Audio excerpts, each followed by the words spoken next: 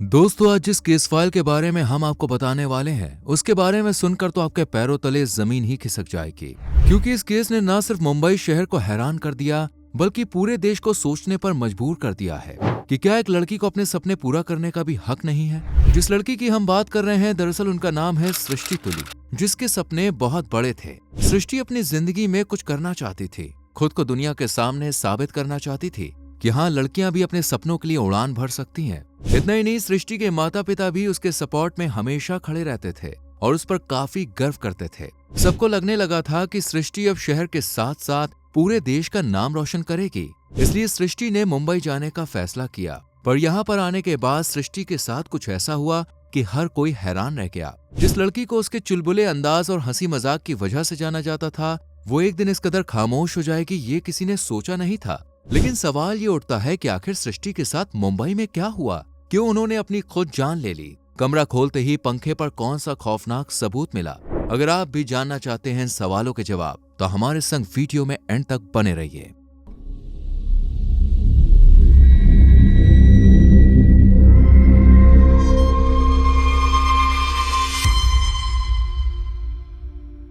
दोस्तों, इस सनसनी केस की शुरुआत होती है उत्तर प्रदेश के गोरखपुर से, जहां सृष्टि तुली का जन्म हुआ। सृष्टि गोरखपुर की एक हाई क्लास फैमिली से बिलोंग करती थी। उनका परिवार रामगढ़ ताल इलाके के आजाद चौक में रहता था। वहीं सृष्टि के पिता विशाल तुली गोरखपुर के बड़े कारोबारी हैं और गोल्डन गैस एजेंसी के मालिक हैं।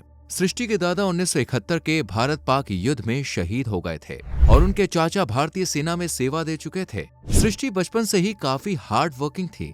साथ ही उनका हंसी मजाक और चुलबुला अंदाज भी लोगों को खूब भाता था। सृष्टि खुद तो खुश रहती ही थी, साथ ही वो दूसरों को भी खुश रखना अच्छी तरह से जानती थी। यही वजह थी कि उनकी कंपनी को लोग काफी एंजॉय करते थे। बचपन से ही सृष्टि का सपना आसमान को छूने का था, यानी वो पायलट बनना चाहती थी। इसके लिए सृष्टि ने दिन रात एक करके मेहनत की और अभी कुछ वक्त पहले ही उन्होंने कमर्शियल पायलट लाइसेंस का एग्जाम पास किया था, जिसके बाद उन्हें मुंबई में एयर इंडिया में बतौर पायलट की नौकरी मिल गई थी। यही वजह थी कि सृष्टि अब गोरखपुर की जगह मुंबई में आकर रहने लगी थी, जहां उन्होंने मरोल इलाके में एक अपार्टमेंट किराए पर ले लिया था। सृष्टि की प्रोफेशनल लाइफ जितनी अच्छी चल रही थी उतनी ही उनकी पर्सनल लाइफ भी अच्छी थी। दरअसल सृष्टि आदित्य नाम के एक लड़के से प्यार करती थी, जिससे इनकी मुलाकात 2 साल पहले दिल्ली में कमर्शियल पायलट का कोर्स करते वक्त हुई थी। इसके बाद दोनों के बीच दोस्ती हो गई और फिर यह दोस्ती का रिश्ता प्यार में बदल गया। दोनों को एक दूसरे की कंपनी काफी पसंद आती थी। लेकिन 25 नवंबर की रात सृष्टि ने आदित्य को फोन किया और उससे कहा कि वो खुद को खत्म करने वाली है। सृष्टि की ये बात सुनते ही आदित्य डर और घबराहट में सीधा सृष्टि के फ्लैट पर पहुंचता है और दरवाजे की डोरबेल बजाने लगता है। लेकिन घर का दरवाजा अंदर से लॉक था और बहुत देर तक भी अंदर से कोई बाहर नहीं आता है। ये देखकर आदित्य जल्दी से उर्वी नाम की एक दूसरी पायलट के रूम में जाता है, जो कि एक बैकग्राउंड पायलट थी। वो उससे हेल्प लेता है, जिसके बाद ये दोनों चाबी बनाने वाले के पास जाते हैं और उससे दरवाजे की चाबी बनवाते हैं और फिर उस चाबी से दरवाजे को खोलते हैं। और जैसे ही स्टोर रूम में एंटर होते हैं तो यहाँ का नजारा देख इनके पसीने छूट जाते हैं, क्योंकि सृष्टि पंखे से झूल रही थी। मोबाइल चार्जर के तार से उसके गले में फंदा फंसा हुआ था। ये देखकर आदित्य ने फौरन सृष्टि को नीचे उतारा और उसे लेकर पास के ही एक हॉस्पिटल में पहुंचा। लेकिन तब तक बहुत देर हो चुकी थी। डॉक्टर ने सृष्टि को डेड डिक्लेयर कर दिया था। हालांकि उसके कमरे से उसके द्वारा लिखा हुआ कोई नोट नहीं मिला, लेकिन जब सृष्टि का पोस्टमार्टम करवाया गया तब पता चला कि उसने खुद अपनी जान ली है। इसके बाद सृष्टि की छोटी बहन जब उसके नंबर पर कॉल करती है तब उसका फोन उर्वी रिसीव करती है और वो उसे सृष्टि के बारे में बताती है कि वो अब इस दुनिया में नहीं है। ये खबर सुनते ही सृष्टि की बहन दिल्ली से अपने घर वालों को फोन कर सृष्टि की डेथ न्यूज देती है, जिसे सुनने के बाद सभी घर वाले पूरी तरह से टूट जाते हैं, क्योंकि उन्हें यकीन ही नहीं हो रहा था कि जिस लड़की को उन्होंने अपने सपने पूरा करने के लिए मुंबई भेजा था वो अब इस दुनिया में नहीं है। लेकिन सवाल ये उठता है कि आखिर सृष्टि ने ऐसा कदम उठाया ही क्यों? क्या वजह थी इसके पीछे की कि उसने अपनी जान लेना बेहतर समझा? तो इसका सही जवाब तो सृष्टि ही दे सकती थी, लेकिन अफसोस कि वो अब इस दुनिया में नहीं है। हालांकि सृष्टि के परिवार वालों ने उसकी मौत का पूरा इल्जाम आदित्य पंडित यानी कि सृष्टि के बॉयफ्रेंड पर लगाया है और उनका कहना है कि उसने अपनी जान खुद नहीं दी, बल्कि आदित्य ने उसे अपनी जान देने के लिए उकसाया है और ये सब उसने बहुत सोच समझकर प्लानिंग के साथ किया है। इसलिए सृष्टि के अंकल विवेक कुमार नरेंद्र कुमार तुली की शिकायत के आधार पर आदित्य को हिरासत में लिया। आपको बता दें, आदित्य की उम्र 27 साल है और उस पर सृष्टि को तंग करने का भी आरोप लगाया गया है। इसके अलावा सृष्टि के परिवार वालों ने आदित्य पर यह भी इल्जाम लगाया कि आदित्य उससे गाली गलौज करता था। उनका कहना है कि सृष्टि ने अपनी जान नहीं दी, बल्कि ये सोची समझी साजिश है और ये साजिश आदित्य पंडित ने रची है। साथ ही सृष्टि के घर वालों ने सृष्टि के बारे में बात करते हुए बताया कि वो बचपन से ही पायलट बनना चाहती थी, इसलिए घर वालों ने उसे दिल्ली भेजा था, जहां वो द्वारका में कमर्शियल पायलट लाइसेंस हासिल करने के लिए पढ़ाई करने लगी। इसके लिए उसने सारे इम्तिहान भी पास कर लिए थे। इसी पढ़ाई के दौरान द्वारका में ही 2 साल पहले उसकी मुलाकात आदित्य पंडित से हुई। वो भी पायलट बनने के लिए यहाँ पे आया था। हालांकि सृष्टि पढ़ाई में अच्छी थी, तो उसने एक के बाद एक एग्जाम क्लियर कर लिए, लेकिन आदित्य कई कोशिशों के बाद भी पायलट का एग्जाम क्लियर नहीं कर सका।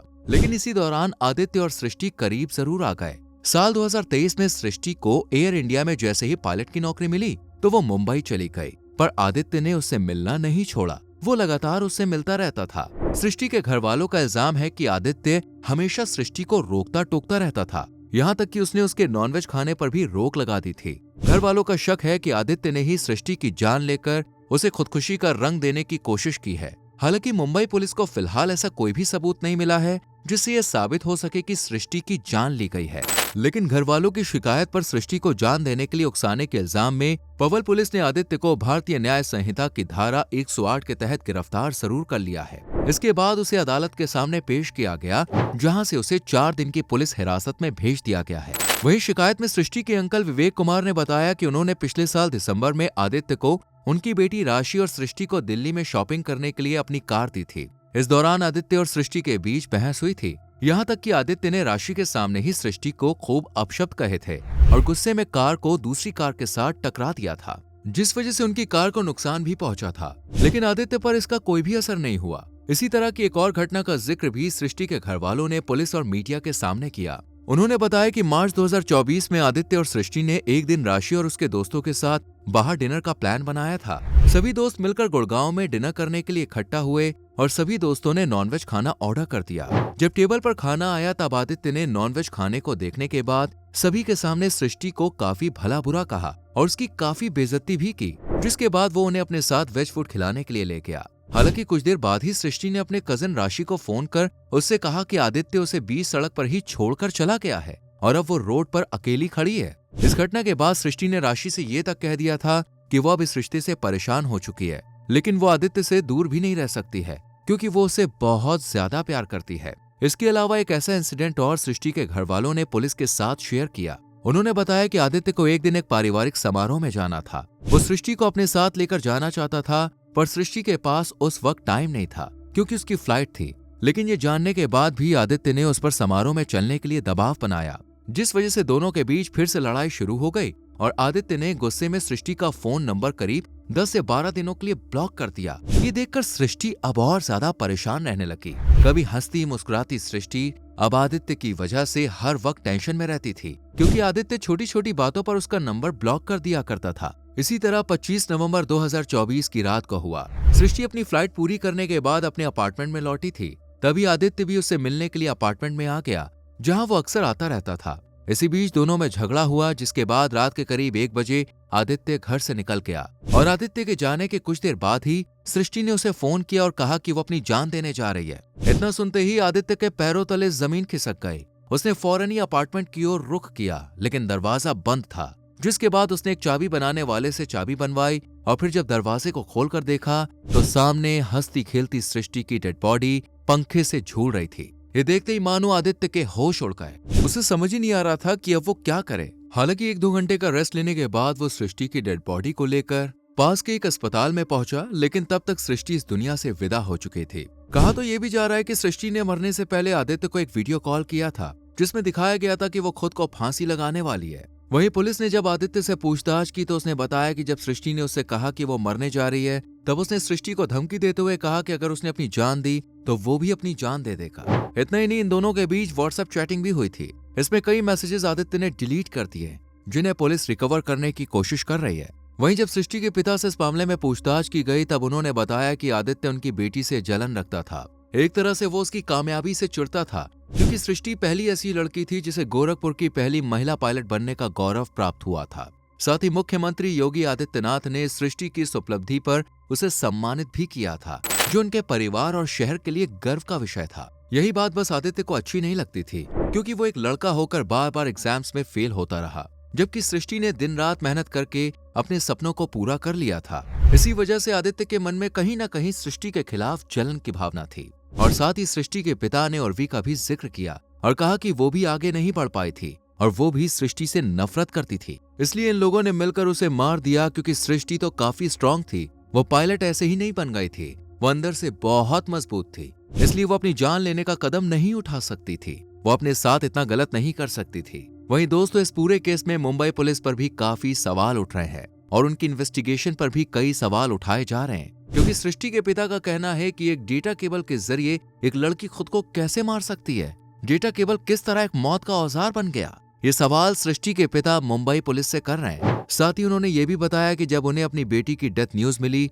तब वो मुंबई के लिए रवाना हो गए, जहां उन्हें पुलिस ने सीधा पुलिस स्टेशन आने के लिए कहा, जिसके बाद वो पुलिस स्टेशन पहुंच गए। इस पुलिस स्टेशन में एसीपी प्रदीप और इन्वेस्टिगेटिंग ऑफिसर मिस्टर पाटिल के साथ कई पुलिस वाले मौजूद थे, जिन्होंने सृष्टि के पिता को पूरा मामला अच्छे से समझाया, जिसे सुनने के बाद उन्होंने पुलिस वालों से कहा कि नहीं, मेरी बेटी अपनी जान नहीं ले सकती, क्योंकि उसे पायलट की ट्रेनिंग मिली हुई है और इस ट्रेनिंग में उन्हें इतना स्ट्रांग बना दिया जाता है कि वो इस तरह इमोशनल होकर अपनी जान नहीं दे सकते हैं। इसके बाद पुलिस ने सृष्टि के पिता को कॉल रिकॉर्डिंग वगैरह दिखाई, जिस पर उनका कहना है कि जब उन्होंने वो क्राइम सीन के फोटोग्राफ्स देखे थे तब उन्होंने इस बात को नोटिस किया कि जिस पंखे पर सृष्टि लटकी हुई थी वो पंखा बिल्कुल भी झुका हुआ नहीं था। यानी आप ऐसे समझ सकते हैं कि अगर सृष्टि का वजन 65 किलो भी था तभी पंखे की विंग पर थोड़ा झुकाव तो आना ही चाहिए था, लेकिन पंखा बिल्कुल सही सलामत था। यही सवाल सृष्टि के पिता ने पुलिस के सामने भी रखा है और पुलिस से कहा है कि वो उनके सामने ये साबित करके दिखाए कि एक केबल के जरिए और बिना पंखा झुके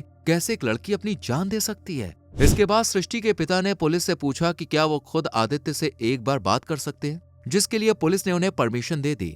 और जब सृष्टि के पिता ने आदित्य से बात की तब उन्होंने नोटिस किया कि वो सारी बातें ऐसे बोल रहा है जैसे उसने सब पहले से ही याद कर रखा हो। साथ ही आदित्य ने सृष्टि के पिता से यह भी कहा कि वो तो वहां से पहले ही निकल गया था और सब सीसीटीवी कैमरे में मौजूद है। बस उसकी यही बात सृष्टि के पिता के दिमाग में शक पैदा कर रही है। उनका कहना है कि उसे ये बताने की जरूरत ही क्या थी कि सब कुछ कैमरे में रिकॉर्ड है। यानी आदित्य को पता था कि सबका शक उसी पर जाएगा, इसलिए उसने अपनी बेगुनाही को साबित करने के लिए पहले ही सृष्टि के पिता के सामने बोल दिया कि सब कुछ सीसीटीवी कैमरे में रिकॉर्ड है। वहीं जब क्राइम सीन पर केबल को ढूंढा गया जिसे सृष्टि ने फांसी लगाई थी तो वो उस वक्त कमरे में मौजूद ही नहीं थी। उस केबल को पहले ही आदित्य ने काट दिया था और जब पुलिस ने उससे पूछा कि वो केबल कहाँ है तब उसने कहा कि शायद पार्किंग में होगी, जिसके बाद उस केबल को पार्किंग में ढूंढा गया और तब कहीं जाकर वो मिली।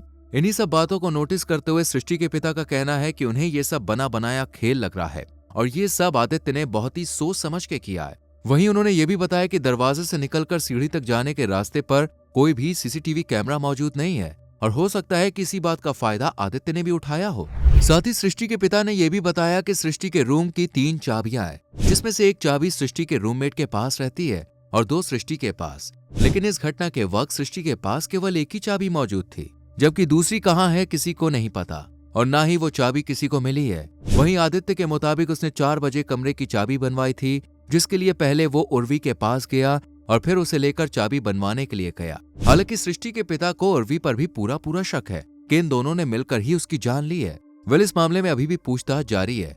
क्या वाकई में आदित्य और उर्वी ने सृष्टि की जान ली है? ये आने वाला वक्त बताएगा। वेल दोस्तों, आपको क्या लगता है, क्या सच में आदित्य ने जलन की वजह से अपनी ही गर्लफ्रेंड को मार दिया? अपनी राय कमेंट सेक्शन में दें और ऐसी ही केस फाइल्स को देखने के लिए चैनल को सब्सक्राइब करके बेल आइकॉन प्रेस करें। अपना ख्याल रखें।